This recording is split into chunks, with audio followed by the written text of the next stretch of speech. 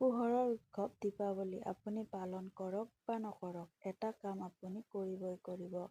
যদি এই এটা কাম আপুনি নকৰে, তেতিয়া আপোনাৰ ঘৰৰ পৰা মা লক্ষ্মী আঁতৰি যাব। ফলত দৰিদ্ৰতাই আপোনাক ঘেৰি ধৰিব। কিন্তু এই এটা কাম যদি দীপাৱলীৰ দিনা কৰে, তেন্তে ঘৰলৈ লক্ষ্মীৰ আগমন হ'ব। দীপাৱলীত চাকি জ্বলাওঁতে কোনকেইটা কথা আপুনি মন দিব আৰু কোনটো সময়ত চাকি দিব লাগিব, এই সন্দৰ্ভতে ভিডিঅ'টো প্ৰস্তুত কৰা হৈছে।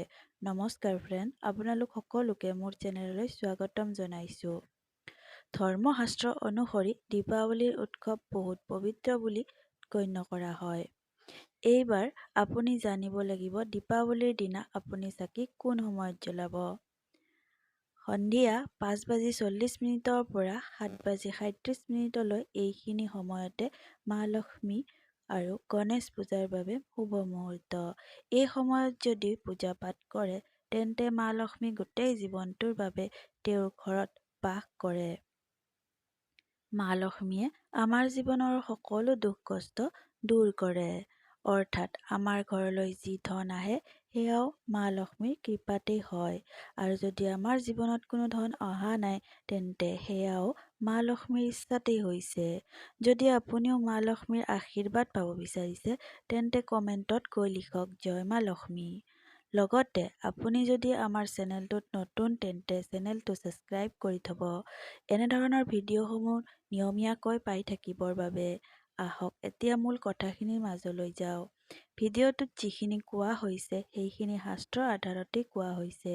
দীপাৱলীৰ দিনা মা লক্ষ্মীক পদুম ফুল আগবঢ়াব লাগে, কিয়নো পদুম ফুলত বহিয়েই মা লক্ষ্মী প্ৰকট হৈছিল। এই দিনটোত 5টা ৰঙৰ ফল আৰু 5টা ৰঙৰ মিঠাই থাকিবই লাগে। দীপাৱলীত সদায় চাকি গছ সোঁফালে থাকিব লাগে আৰু ধূপ সদায় বাওঁফালে থাকিব লাগে। শাস্ত্ৰৰ মতে দীপাৱলীৰ দিনা মাক বগা ফুল অৰ্পণ কৰিব নালাগে, কাৰণ দেৱী সদবা তেওঁৰ স্বামী অজৰ অমৰ, সেইবাবে ৰঙা ৰং মাৰ অতি প্ৰিয়। আশা কৰোঁ এই দীপাৱলীত মা লক্ষ্মী আপোনাৰ ঘৰত বাস কৰিব, ধন ধানেৰে নদন বদন হৈ পৰিব আপোনাৰ ঘৰ।